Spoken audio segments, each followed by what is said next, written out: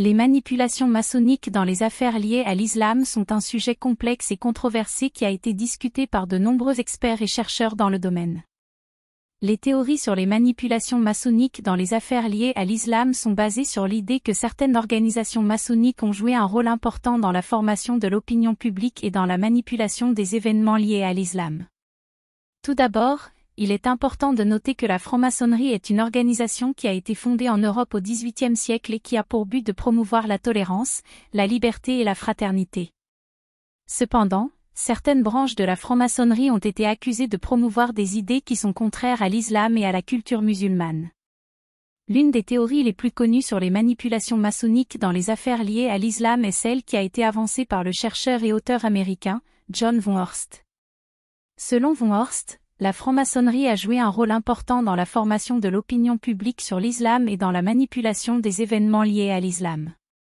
Von Horst a affirmé que la franc-maçonnerie a utilisé ses réseaux et ses ressources pour promouvoir des idées qui sont contraires à l'islam et à la culture musulmane. L'une des preuves qui ont été avancées pour soutenir cette théorie est l'existence de certaines loges maçonniques qui ont été fondées par des musulmans et qui ont pour but de promouvoir des idées qui sont contraires à l'islam. Par exemple, la loge maçonnique l'Islam a été fondée en 1910 à Paris par des musulmans qui ont pour but de promouvoir des idées qui sont contraires à l'islam.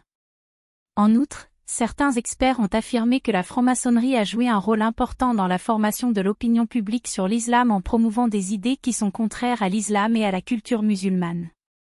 Par exemple, la franc-maçonnerie a promu l'idée que l'islam est une religion qui est incompatible avec la démocratie et la liberté. Cette idée a été promue par des loges maçonniques qui ont pour but de promouvoir des idées qui sont contraires à l'islam. En plus, certains experts ont affirmé que la franc-maçonnerie a joué un rôle important dans la manipulation des événements liés à l'islam. Par exemple, la franc-maçonnerie a été accusée de promouvoir des idées qui sont contraires à l'islam et à la culture musulmane dans les médias et dans les réseaux sociaux.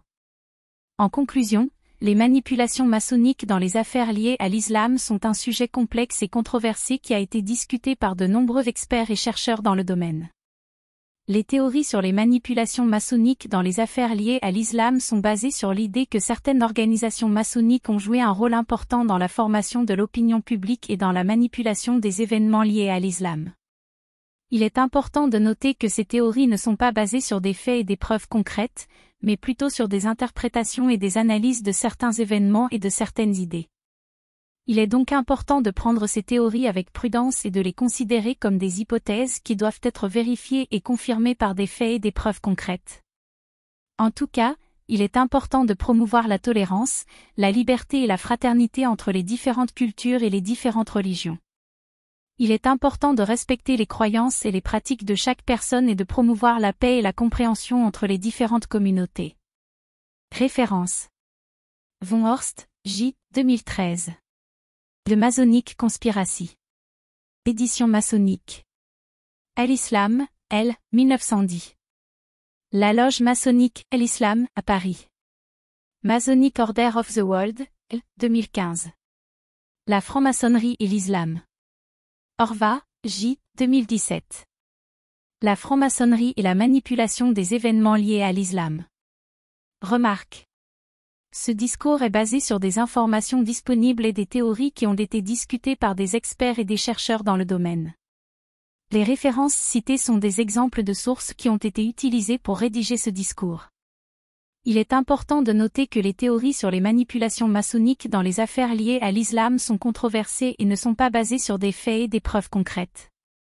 Il est important de prendre ces théories avec prudence et de les considérer comme des hypothèses qui doivent être vérifiées et confirmées par des faits et des preuves concrètes.